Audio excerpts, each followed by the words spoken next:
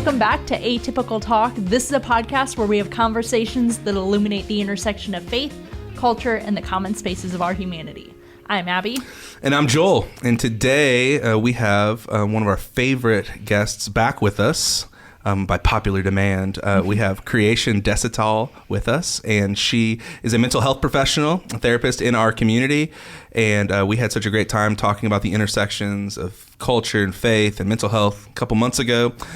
We thought there's so much more we could mine into and dig into because this is such an emerging topic that's very much in the cultural eye right now, and we want to definitely shine light on it. And so thank you so much for being so gracious to hang out with us again, and so that we can learn from you and have these really fun, complicated conversations. Thanks for having me. Yes. It's a pleasure to be back. So our first topic today, it's a New York Times article titled, "Are We Talking Too Much About Mental Health?" Mental health awareness campaigns, researchers argue, help some young people identify disorders that badly need treatment, but they have a negative effect on others, leading them to overinterpret their symptoms and see themselves as more troubled than they are. It's creating this message that teenagers are vulnerable. They're likely to have problems, and the solution is to outsource them to a professional, said Dr. Folks from Oxford University. There's a risk of throwing the baby out with the bathwater, Dr. Schleider, professor at Northwestern University, said.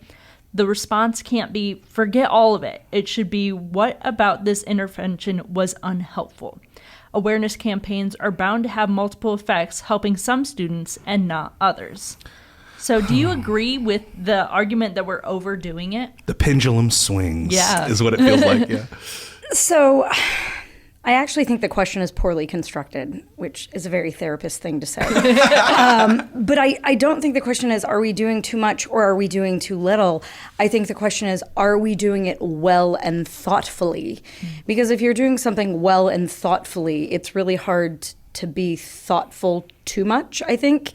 So I would say it's not that we're talking too much. It's that I actually think we're not talking carefully, not talking well, and we are not contextualizing therapy, and we are not educating adults, teens, just the common culture well about what therapy is, what it can do, what it cannot do, what mental illness is, what it is not, and the difference between regular discomfort, regular unpleasant, regular gray humanity, and that which is statistically or clinically significant. So I don't think we're talking too much. I think we're talking badly, and I think we're talking in feedback loops in the sense that kids create content and they imbibe content created by other children, and children are watching content from psychologists and therapists that their primary function now is advertising generation by clicks and likes. So they're not necessarily interested in a nuanced clinical approach to data dissemination. They're interested in that clever mic drop moment. So I think we're not talking too much. I think we're talking badly. So help me understand, like you say that we're not talking thoughtfully about it. What is sort of a difference between how you see it's being talked about, and then what would be a thoughtful approach to that same topic? Okay, that's an excellent question. And that is multifactorial, like super, super nuanced. So let's take one piece and isolate it. One piece of how we're not talking thoughtfully is over the last 150 years in particular, there has been a meaning drift between the word trauma. It used to be that therapists wouldn't even clinically consider something to be a trauma for which one would qualify for having, say, post-traumatic stress, unless the precipitating event was definitionally rare and beyond that which any normal human being could metabolize or grapple with. So we have seen the meaning of trauma drift into the common lexicon such that trauma is like anything mildly uncomfortable. So when we don't make that meaningful distinction, when it's like, do you feel traumatized? And they're like, well, I mean, now that you mention it, I kind of do. No, you don't. What you are experiencing is Life. You're experiencing maturational discomforture. You are experiencing situational. You are experiencing role stress, role strain. In our first talk on mental health matters, I tried to make this distinction when I talked about trauma and then just like human gray, right? And and it's not just the common culture. Therapists increasingly have broadened so that trauma is now anything that I don't like that I think about kind of a lot.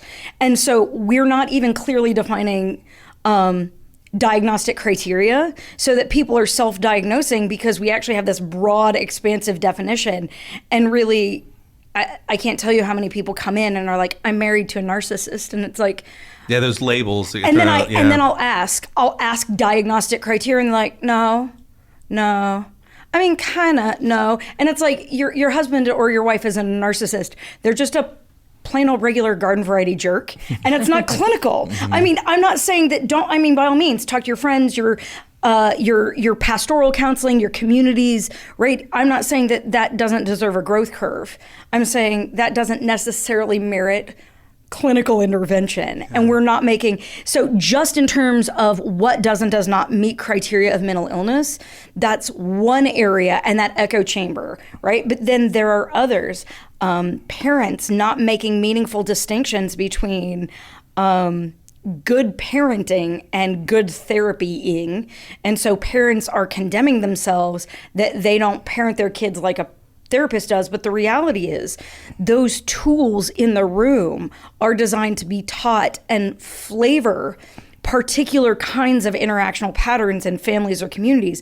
But nobody can, in all circumstances, all day long, do nothing but assume and optimize, for the sake of argument, just one skill, like reflective listening. Like, imagine if absolutely every conversation you tried to have, somebody said something and the first thing you did was reflectively listen and be like, so what I heard you say is... Yeah, I would not have very many friends at all. Well, no one would want to talk to me. Well, and you would also have no time because so this idea that parents are now judging themselves as effective or ineffective parents as to whether or not they can hold a therapeutic frame for their kids. Mm-hmm. But actually, the therapeutic frame is a specific frame for specific functionalities.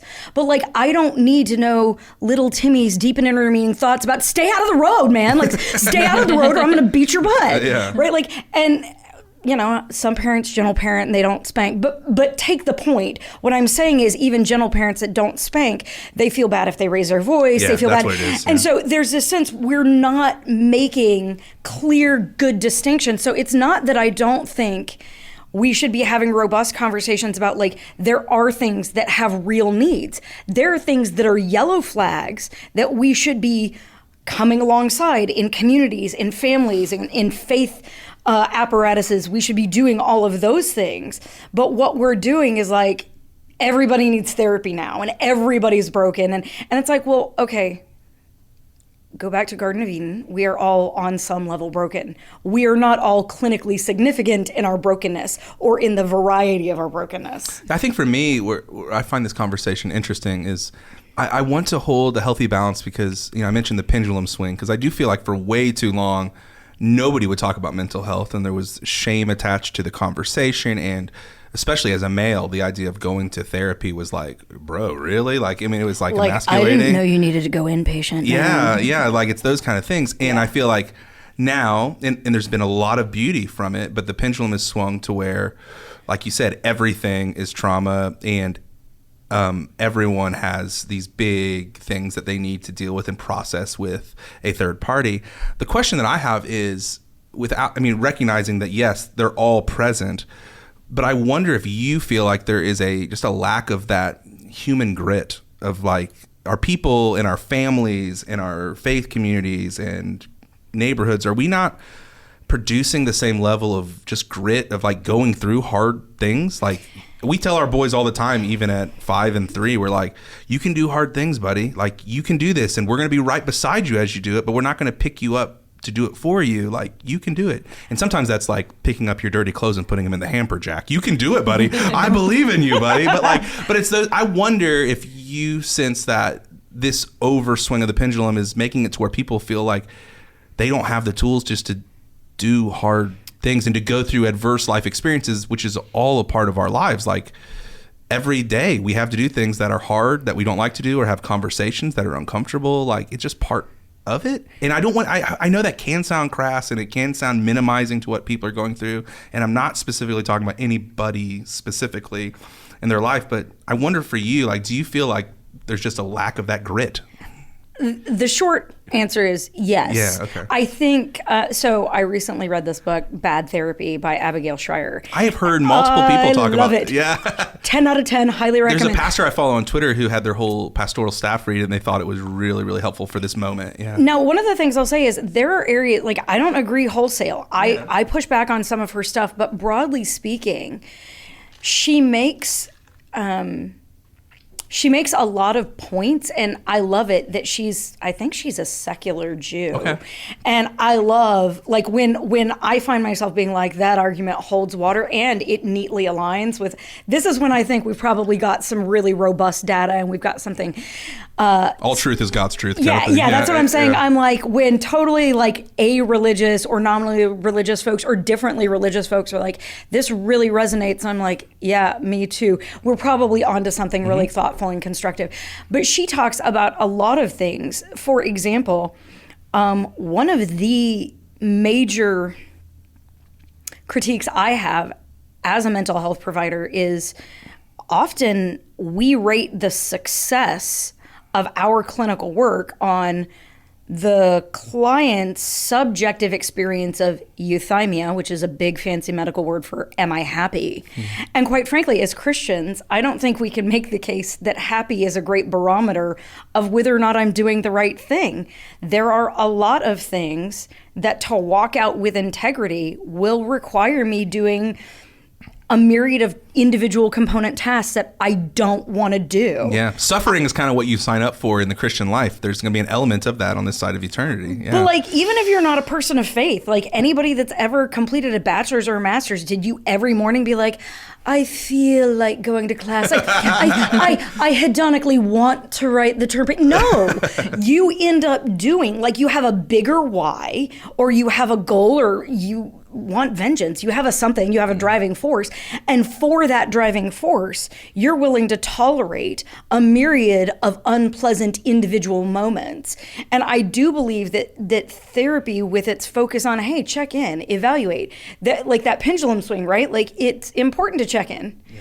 It is not important to check in all the time, in all circumstances, in all modalities. And even when I check in and I find myself wildly unhappy, that doesn't necessarily mean, therefore, I should go do something that would be more fun. Sometimes the answer is, yeah, I just need to radically accept that this moment is not a happy-fying moment. And so, yes, I agree that there's a lack of grit. I think it's great that we're encouraging checking in, but happiness is a data point. It's not the only relevant data point. And I think that's where the swing has gone. It's this idea of like, well, find your joy. You should be happy. And I think the Christian insight is like, if you live a life of integrity, if you're seeking a rightly ordered existence in line with your Creator, you will often be happy. But the guarantee is not always and only happy. Yeah. And just because you're not happy for like a really long time doesn't mean you're ill. It might be systemic. It might be structural. It might be that you're isolated and you've done it intentionally or unintentionally. And none of those things that mean necessarily that you need a therapist. They might mean you need community or that you need other resource.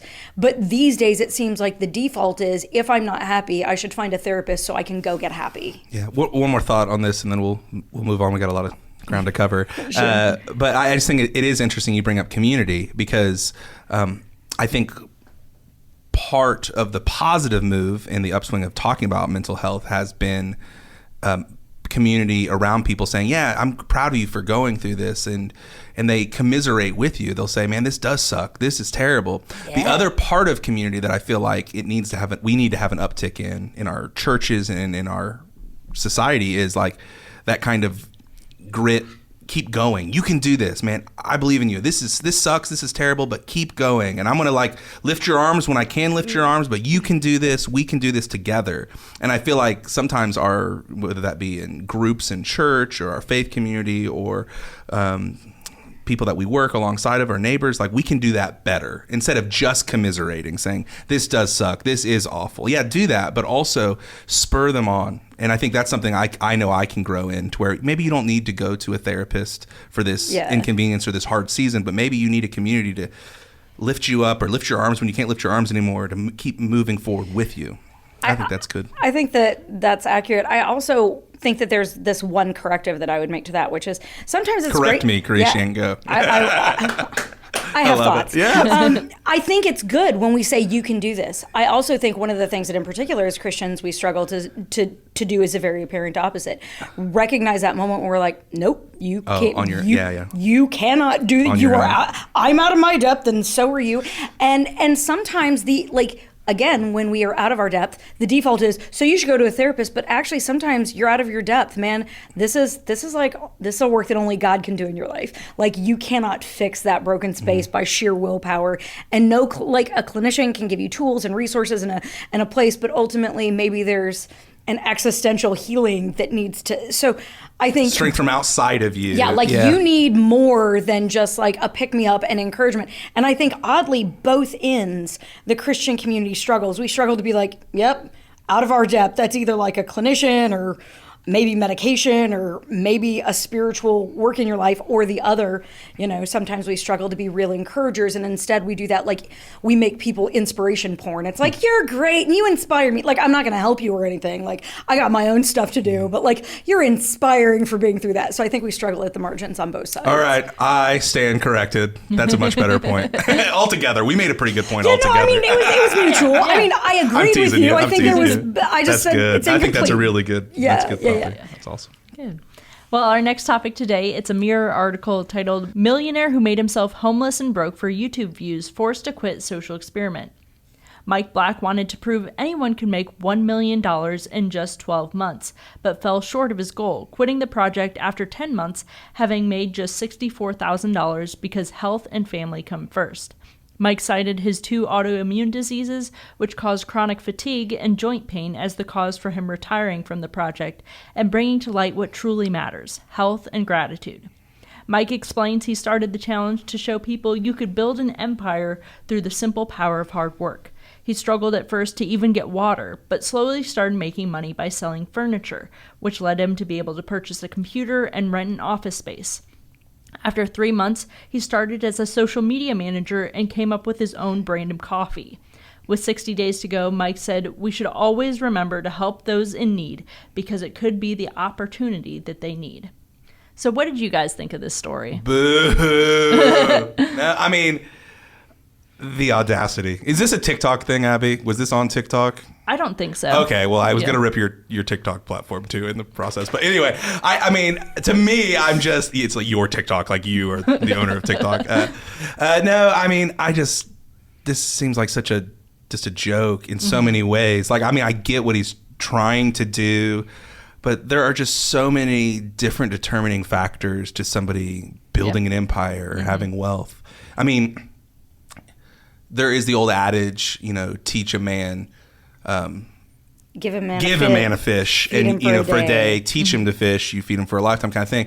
But one of my mentors and friends, Jeff Newton, who we've had on the podcast before, has talked about the problem with that is that a lot of people don't even have access to the pond, and our networks and our community, our relationships are really a determining factor beyond knowing how to fish or, that kind of a thing. Because I think they play such a huge part of it. Even this guy who made himself broke, he had a privileged education and probably had a stable family background to where there were all these other determining factors that gave him a leg up to go into this and make his own coffee brand and do those other things. And he had a resume going into this. Yeah, so he already had a resume and all these experiences that you're never starting with a blank slate.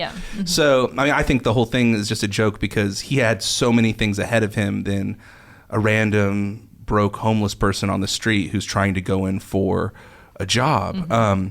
So, I mean, I think it's it's ridiculous to think that somebody just with sheer willpower can build an empire for himself and not determining all of your life experiences, your networks, your relationships, your parents, your family history, all those different kind of things.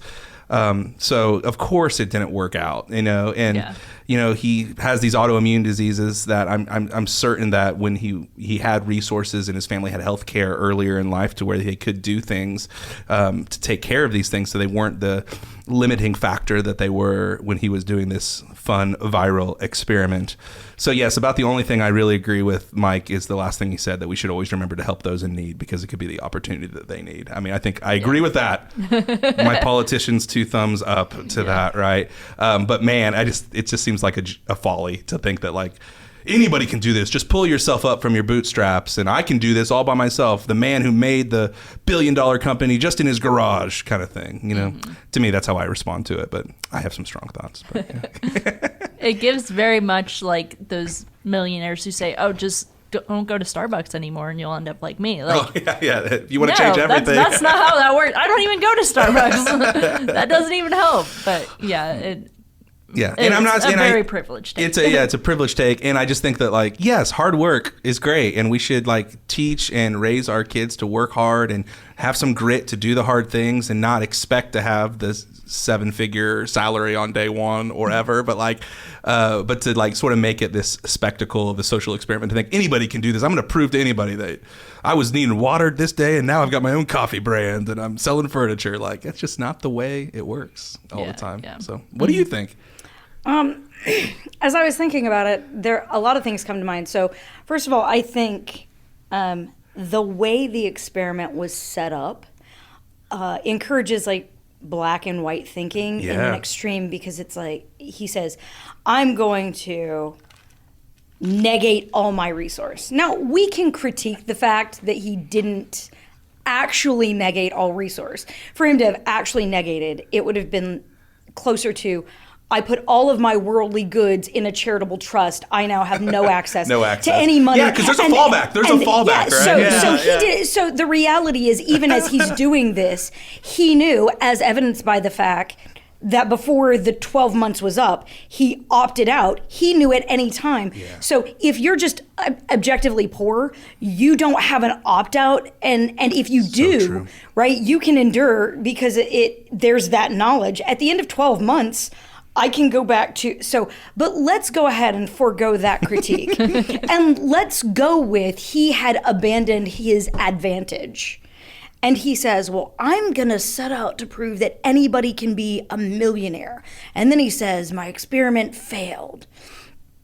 But if he had set up something much more realistic, for example, I'm setting out to prove that your hard work is going to shape your outcomes. Well, he started with not enough money for water, and even his very first leap. I'm going to find free furniture that people are giving off of Craigslist or Facebook Marketplace. I'm going to wash it up and refurbish it and resell it. Is that man a millionaire? No, but could that man feed himself that day? Yeah, that guy can feed himself. So I think it's interesting that he, after 10 months, says, I failed. And I said, you only failed because you were attempting to prove that which is statistically anomalous to begin with. If you had set out to prove the much more modest and realistic and truly relevant for the vast majority of human history, the population, what you would say is your attitude, your work ethic, and your ingenuity applied will necessarily impact your lived experiences for the good if you consistently show up and apply those things. Even if you don't have the benefit of all those other privileges, you don't need a college education to wash and strip and sand and flip an end table. You could do that, and there are plenty of YouTubers out there that are making channels doing nothing but that. So I don't think it failed, but let me say this. I don't think the success or failure of the experiment was ever the point. I think the point was, again, to create social media buzz. Yeah. So because that sounds much more viral and it sounds like click-worthy. Anybody can become a millionaire, you know. Than it does. Anybody can have positive life experiences and feed themselves if they have hard work. That doesn't buzz as much. Nobody's going to clickbait for if you work hard, you can probably nominally make it by.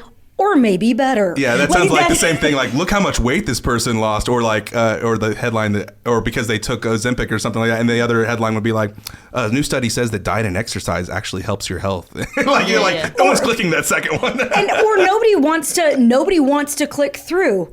Fat woman runs a marathon. You too can just be comfortable in your fat little body and do stuff.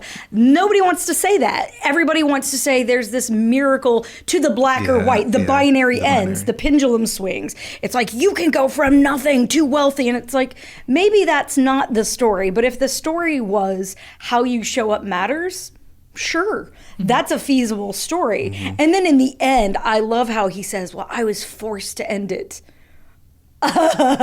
No, you just woke up one day and it was uncomfortable and you're like, I don't have to do this. And so thus proving my point about even grit among the wealthy. No, and it's, he says, well, my dad and my autoimmune. Okay, but if you're objectively poor and you can't, there's this, if you're objectively poor, you might not have a meaningful choice between, do I go get the medical care I need and do I go to work to feed myself and my family? So again, I just thought the whole construct was a farce. Yeah. And I think it belies the way media works in the brain, which is we have to make it catastrophic and sensationalized rather than having the much more realistic discussion. So in essence, it wasn't a social experiment. It was a straw man of a social experiment. And I think it was just pretty weak and unconstructive across the board. I hadn't even thought about the reality of like, you know, he didn't actually forego his wealth, you know, because like he would have given it to a charity and like actually not had that to fall back on. I think back on maybe some of the riskier things that I've done in my life, even like with stepping out and starting Bridgeway. Like my wife and I signed some pretty scary pieces of paper and we emptied out our savings to get things off the ground and going. But we actually had the privilege of having a tight-knit family network and family that were behind us, that we knew that if this whole thing failed and we'd have to start over from scratch or we'd have to borrow money or living in dad's basement, living in the basement, we had all those fallbacks to where, yeah, it was risky in some way, but like I knew I had a fallback. At the end of the day, if this whole thing went belly up and this wasn't God's story and he wasn't going to like have it go the way that was going to support us, like I had that fallback. And that in and of itself is a privilege, and it's wealth that was there that I never thought I'd be out on the street. Yeah, you never were like, we will be destitute. You're making another point about the thing he didn't raise. And this is, again, back to one of my big bugbears, which is the idea of community. Yeah. This guy says, I'm going to go from poverty to wealth. And he really makes this and focuses on access to money. Much more than that. At no point in time does this guy say, you know what, while it is true, I've tied my hands and I don't have access to these financial resources. I have my friends, I have my family, I have my church club, I have mutual aid societies, I have all of this human resource. So what I'm going to do, rather than going out, you know, it's all dramatic to be like, I can't get water, right? But if he had one buddy, he could have called up his buddy and been like, can I sleep on your couch and have a glass of water while I'm figuring out, because I'm trying to like scaffold and prove that you can do it, because there's just a total negation of the human capital of friendship and community. It really is this wealth is about the dollar, resources about the dollar. And I want to push back on that. If that guy, but again, that social experiment is far less dramatic. It's boring. He's like, I'm going to abandon all my worldly goods, but I am going to have spaghetti tonight at mom's house. Right? It just is so less dramatic. She's going to do my laundry. She's going to do my laundry. Also, she might give me a little bit of a loan for some gas money so I can go mow lawns. Yeah, that's way less dramatic, because the point is, can you do it with absolute nothing? But the reality is, the vast majority of us, at least in developed countries, even if you have nothing, you could go to a church or a synagogue or a mosque or a Rotary Club or a small business and say, I got nothing. Can you help? And there's good data on this. Yeah. Somebody's going to give you a drink of water. Somebody's going to let you couch surf. There's going to be room at a local rescue mission. And we act as if there's no resource. And the reality is often in this day and age, we're so isolated, we're so disconnected. And I'm not saying this to anybody in particular. We are too prideful to use the human capital and to use the relationships and the connection that binds us all as a way to leverage success. And we act as if me and my money is what makes me successful. Yeah. It's an American fantasy of the self-made man and woman, isn't it? It really is. It's not even America. But I know, but there's something about American and our capitalist system to where we love hearing the stories of the guy who had nothing and then he's there, rags to riches. Yeah. That self-made story. And you're right, it's a human story. But I think there's something about our media, in our culture, that we're drawn to those. We want to click on these stories, right? And it's just a fantasy. Like, none of us are self-made. We've had people along the way, and I think this story being such a folly and such a farce it just shows that once again is like, man, nobody is, and you couldn't even prove it, buddy. So I would agree with that. Yeah. So our next topic is a CNN article. It's titled "Man or Bear? A Viral Question Has Spawned Scary Responses." The question, directed towards women, seems simple. Would you rather be alone in the woods with a man or a bear? Well, there's no unanimous answer. A good number of women have made it clear they'd prefer the bear. This has sparked anger among some men online. But more than that, it has snowballed into a valuable discussion about violence against women and how danger doesn't always take the shape of a wild animal on the prowl. When asked why they would pick the bear, women all give some iteration of the same answer. With a bear, they know what the dangers are. They know, at least in theory, how to survive the encounter. Another user added a layer of nuance, pointing out that men, or people in general, can lie, make false promises, downplay their own danger, and generally be predatory on a level no bear could ever be. So what do you think? Do you think this conversation is helpful, harmful? What have you thought about? Have you even heard about this before I sent you this? Ladies, the floor is yours. I'm just going to listen. Okay, so I had not heard of this before I read the article. I have read a theme and variation of this, but I think this exemplifies so many of the pitfalls of the echo chamber that is social media, in the sense that, so first of all, when we look at the metadata, there is no time in human history that women have been safer. Just statistically speaking, violent crimes against women, domestic violence, no time in human history have women been more capable, and in Western civilization writ large, and even in other non-Western cultures, women are outpacing men as college graduates. Women have never had it sweeter in all of human history.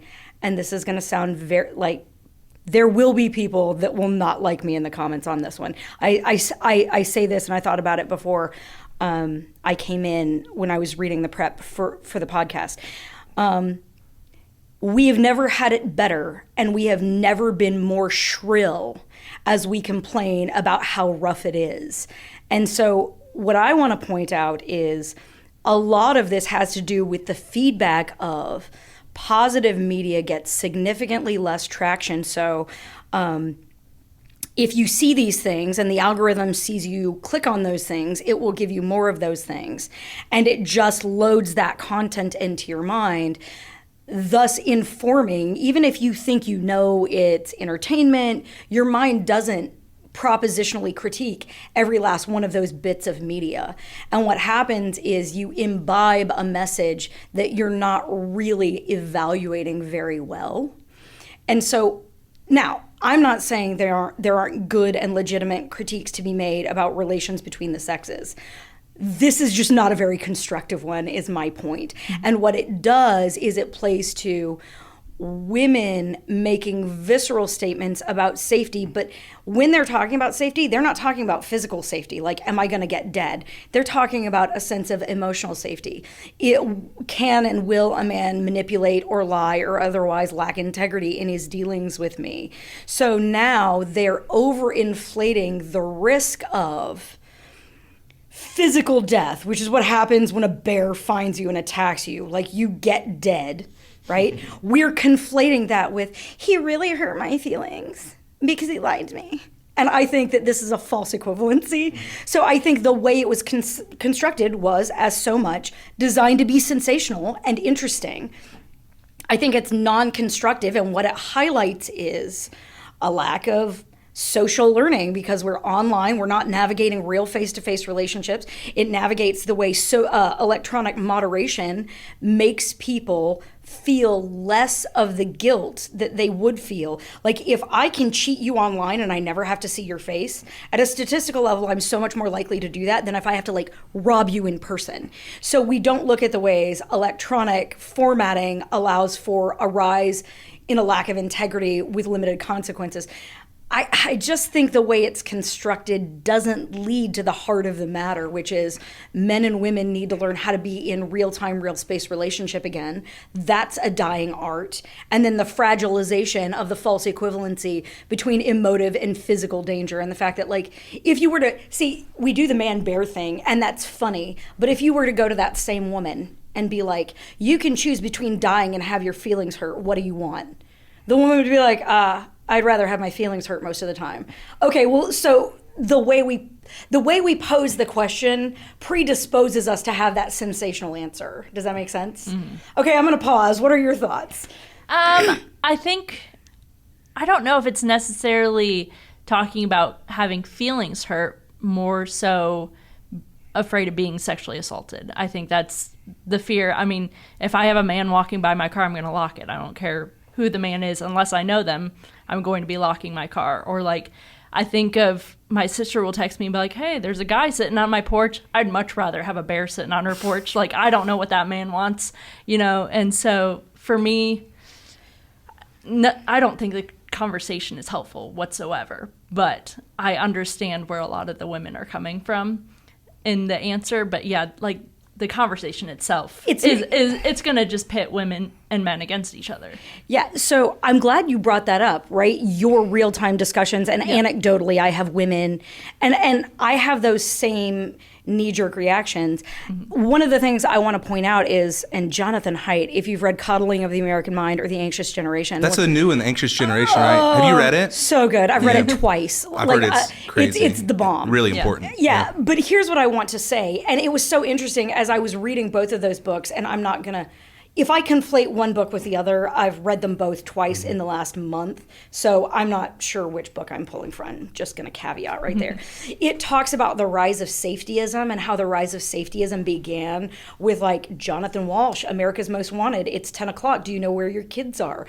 And the idea of, now that we have broadcast media and we are broadcasting large, like across expanses of space, every time a kid's taken, every time there's an assault, every time there's a thing. But again, at the statistical level, you are more safe now than you have ever been. And one of the stats I read, and I'd have to go back and look up where it's from, you could put a kid on a front stoop in the seediest borough of Manhattan, of the 5 boroughs.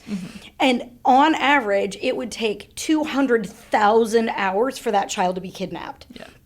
And yet, that impulse to, like, lock your car is predicated on this idea that we actually think it is much more common than it actually is.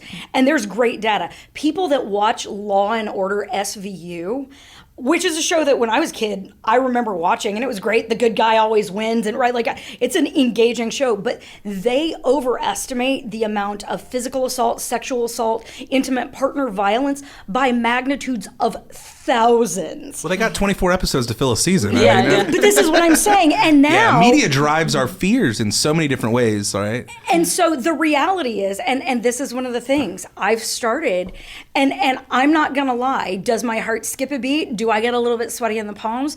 But I've started encouraging my young girls, like, yeah, you can walk without me. You can go into the store absent, like, you need to learn how to navigate.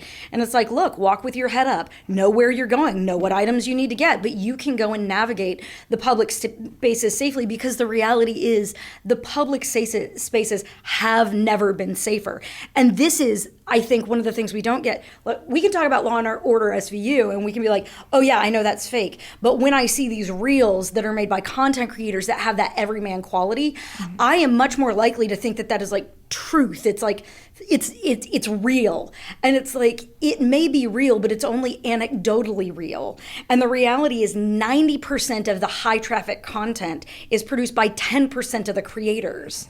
And if you're somebody that is a victim of some kind of violence or abuse, or you got an axe to grind, you're producing lots of content. And but guess what? Nobody views I walked safely on the city streets and no man touched me. Actually, there was a guy that helped me carry. Like, nobody wants to see that reel. And so what we end up seeing is the minority content fills the majority of viewing space, and then we act as if that's authentic and real. And it's like, well, it is. It's just statistically that should be like, single digits of our viewing, and then 90% of our viewing should be like back to people lovingly throwing frisbees in the park and being neighborly. And the reality is nobody wants to watch that. It's super boring. So I think you're not wrong to have that visceral reaction. I think when we try and generalize it, what we're really doing is we're taking my subjective and saying that's how that's how society writ large is. And it's just not true when we look at the metadata. But most of the people that are imbibing this aren't nerdy like me. Like, my ratio of like I'm reading academic works or works by academics for common consumption, juxtaposed to like I'm just watching common content on social media platforms. I would guess that I'm way inverted against the average person who spends very little in the information and very lots of time with the visceral content. And it's like, you got to check those assumptions. But I think it's great that we at base agree, like, the way it was set up was never designed to be constructive. And I think that's the in principle. I think these days, when people are asking questions, they are asking them designed to do Republican, Democrat, men against women, progressive versus, like, it's designed to create a grunge match between the two, as opposed to asking, hey, where's the commonality, or where's the collaboration, or where's the potential for growth or good, I mean, because none of that is it's just not as sexy when it comes to clickbait. Yeah. Do you have thoughts? Good thoughts. He's like, I don't want to touch it with this. I don't want to get into it too much. I just wanted to say that I think it's interesting. Like, in the article, it said, women were saying that with a bear, they know where the dangers are, or at least in theory, how to survive in an encounter. And yeah, there are, maybe just because of our physical differences, that danger that could be with men and women. But also, I know that women are really mean and cruel to other women, and you don't know where they're coming after as well. So it's almost like it should have been human versus bear in that way. Okay. Psychologically, So I agree with that, because one of the things that comes into my office, and this is probably some of the deepest work I've done as a clinician, I've worked with men that have been physically assaulted by their intimate partners. I've dealt with men who felt like they were being sexually objectified by women. And one of the hardest parts, and I've just had a number of conversations that were so powerful, because I was the first woman that they felt like they could say that to. And I said, and I was weeping as they're sharing these stories with me. And they said, every other time I've said that to a woman, it's like, well, you should be grateful. You should be grateful that, or when it comes to like the sexually aggressive woman, or when it comes to a physically aggressive woman, that same thing where I say, I'm there and I'm weeping with them as they process this truly horrific event. Them being like, you're the first woman that didn't just say, well, it's not like she can really hurt you. Yeah. Right? I think that there is, but again, the way it was structured was really designed to pit men versus women. As opposed to the idea that both women and men can be abusive, and women's sociopathy makes itself manifest not in, I'm going to punch you in the face. It's like, I'm going to socially eviscerate you in the public sphere. And if we act like that isn't a form of maniacal abuse, it absolutely is. And in today's social economy, women's abuse towards men often is obfuscated while men are excoriated. I think that is a fair point to make. Those are a lot of big words. Say that again in words that I can understand. Okay, so obfuscated, let's minimized, Minimized? made light of, Yeah. and excoriated. Men are like taken in the public sphere and flogged. Yeah. It's like, and a man doesn't even need to hit a woman. It's like if you lorded your physical presence over a woman, it's like, well, you should have known better. Meanwhile, a woman's trotting out all of her man's private data and flooding it in the blogosphere where it lives forever. And it's like, well, she was angry. We must understand and hold space for her trauma, right? I'm just saying we're not holding men and women to similar standards because in some sense we are more permissive of the ways women make manifest their evil intent, and we view it as like not that bad because like they're just women. I'm like, no, they can do real damage. All I know is I'll remember not to bring up my wife's sociopathy the next time we have an argument. You should not. That will not play well for you at all. Our last topic today is a KUNC NPR for Northern Colorado article titled From Long Wait Lists to High Costs, Finding a Therapist in Colorado is Harder Than It Should Be.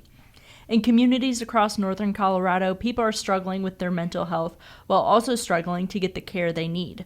Around a quarter of residents reported having poor mental health in the most recent Colorado Health Access Survey. Out of the 1 in 6 Coloradans who were unable to get needed care, nearly half said they had a hard time getting an appointment, while nearly 60% were concerned about cost. Struggling to find care is a common experience, but many people are unaware of their consumer rights. According to the most recent Colorado Health Access Survey, 70% of people who went without needed care said they did not think insurance would cover it. So are you seeing the same issues in Indiana that they're talking about there in northern Colorado? Yeah. Yes. So access is an issue for a variety of reasons in terms of there is high demand, and anybody that works inside mental health would tell you that most mental health workers are overworked and underpaid, and they have caseloads that exceed what their caseload should be in terms of for their own mental health, hedging against burnout and these kinds of things. So yeah, access can be a real issue. I think it's interesting because the article rushes to the idea of, well, if we have an access problem, we should expand access. And I think again, this is multifactorial, and what we're doing is we're taking one thread and pulling on it. Like if we could solve that thread, we'd be better off. And I think it's broader than that. For example, now I don't have great numbers. I didn't have time to dig into everything, but these are questions that the article doesn't raise. Longitudinally, the experience of high anxiety, paranoia, and schizophrenia go up with extended cannabis use.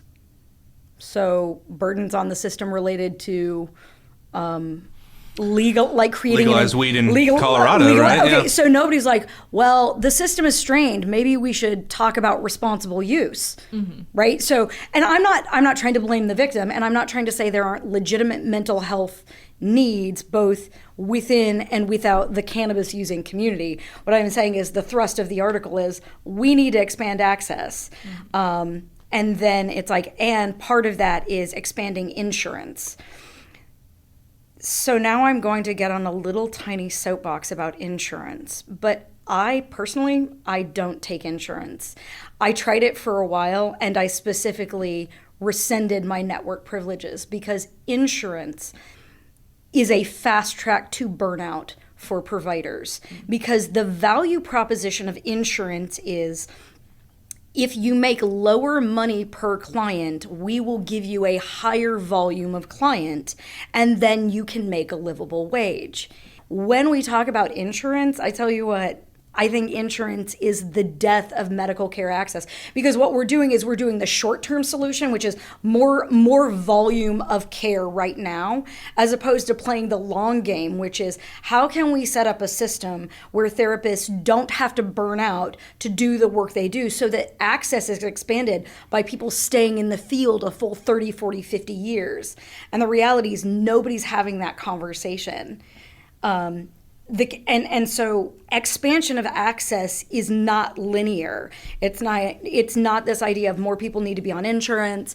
We need more mental health care providers. I think it's a whole nuanced discussion. And then the other thing I would say, a lot of the people that have mental health care needs, this was a self-selected survey. They self-perceive that they need mental health care. Yeah. But really what they might need is like some friends or a church or a book club or to take a walk, right? Like, and so I think it's interesting. It's like, well, 25% of Coloradoans say they're not getting the care they need. And it's like, they're not getting the care that they assume they need. Backfill all of my critiques about the echo chamber and grit and all that. It's like, well, just because you think you need it doesn't mean you actually need it. So there's that level of dialogue. Yeah. Then there's all these other layers. So I actually think it's really easy to be like, more insurance, more access. That sounds very satisfying because it's like concrete and linear and there's kind of like a bad guy. Insurance is the bad guy. But I don't think insurance is primarily the problem. I think it's a problem. A symptom of, Yeah, I think part of it. Look, I don't love insurance for reasons other than the volume. I mean, insurance is garbage. I don't know if you know this, but like if a woman is assaulted, you brought this up, if a woman is assaulted, I cannot give her care unless I label her as having a disorder. Because there is no prophylactic mental health care billing code for insurance. A medical doctor could do a follow-up, right? And in that follow-up, it'd be like, well, we're going to test you for for various kinds of whatever. We're gonna test your system. Did you have these things? And then we can have you for a follow-up to give results on like, did you get a disease or whatever? Okay, but that person that was assaulted cannot come to a mental health care provider unless I say you've got post-traumatic stress or you've got acute anxiety. You have to have a disorder for me to be able to treat you. There's no prophylactic mental health care at all, even if circumstantially you've been involved in something that we know a little bit of front-end help would come a long way. Insurance has no resources for you. So, I mean, I have heavy critiques independent of just access. I think insurance is structured for symptom management, but I actually think the fact that we view mental health care under a medical model, which is symptom management, is part of the problem. We don't have any prophylactic care. What do you mean by prophylactic? Okay, so rather than waiting until you're like, I've been in the same yoga pants for a month straight and I don't want to get out of bed. So proactive. Yeah, so rather than waiting till you're there when it's like, man, I am noticing that I am just avoiding all my friends and I'm really, like, I'm just feeling super Eeyore. There's no, like, if you just come in and you're like, look, I'm on the struggle bus. I have to, like, in order to bill insurance, I either lie to insurance or I have to, like, really be like, so is that distressing to you while you're at work? Is it also distressing in your private life? Like, I have to really reach for them to meet criteria. Yeah. Or what I have to do is say, your insurance isn't going to cover this because you're not mentally ill. You don't have a symptom to manage and treat. So you can become cash pay. So there is no front end. Could we come along before it gets clinically significant and resource you by giving you coping tools and maybe connecting you with some social interactivity and other systems of care that are subclinical? In the mental health model, there's none of that. I mean, some in like Medicare, Medicaid, and maybe VA, but again, it's early, it's not pervasive, and there's not nearly the robust follow through. So we have little on the front end.